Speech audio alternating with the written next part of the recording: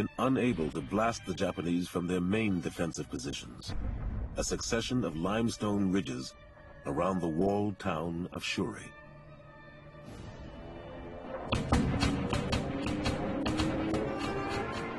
The Navy, battered daily offshore by kamikazes and other Japanese warplanes, demanded that the Army undertake a landing behind the Japanese lines so that they could be attacked from two sides simultaneously. The Army commander refused. And on the 1st of May, the 1st Marine Division, Eugene Sledge's outfit, was sent south to shore up the center of the American line.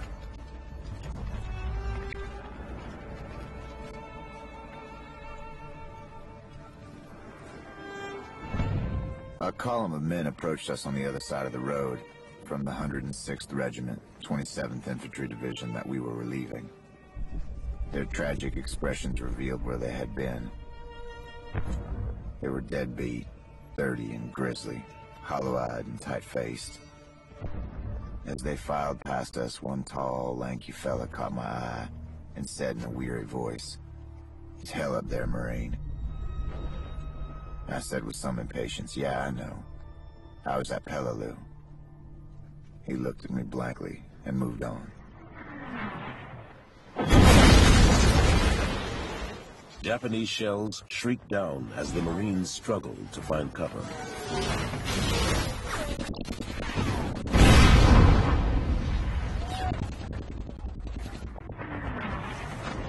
Friends died.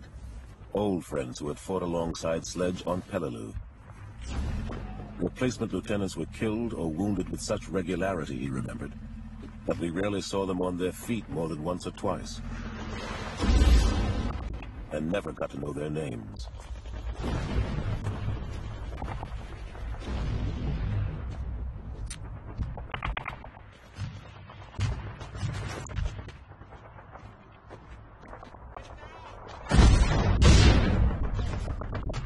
The Marines inched their way toward Shuri, blasting and burning the enemy out of their hiding places, one ridge, one village, one gully at a time.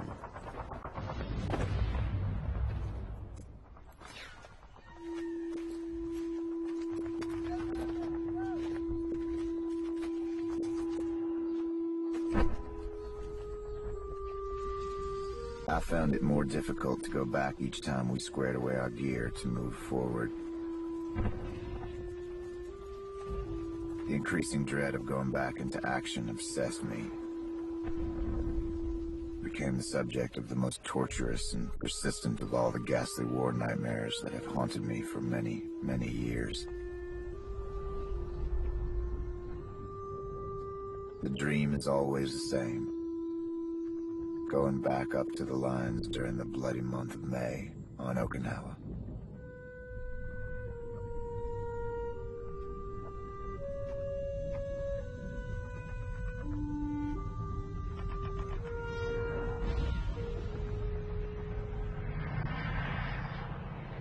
Terrible things happened at Okinawa.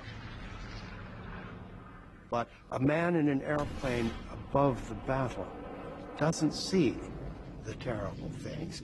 What I saw was drifting smoke, explosions. You see destruction. You can imagine the devastation, but you don't exactly see it. You don't see the dead civilians who died in their thousands. You don't see the dead Japanese. You don't even see your own dead. I dropped some bombs on buildings that blew up. If there was anybody in them, I suppose I killed somebody. I don't know. I'd like to think I didn't. But that's what I was being paid for, was to kill people.